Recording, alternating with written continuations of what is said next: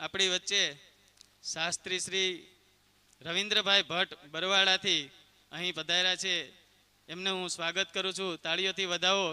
અને તેઓ શાસ્ત્રીજીને પુરસ્કાર આપવા માંગે છે, તો હું તેમને વિનંતી કરું કે તેઓ મંચ પર આવે. એમની સાથે સાથે પત્રકાર નિરંજનભાઈ પુરોહિત અરણિયાળાવાળા, યોગેશભાઈ પુરોહિત એ પણ અહીં ઉપસ્થિત છે ફૂલછાપવાળા.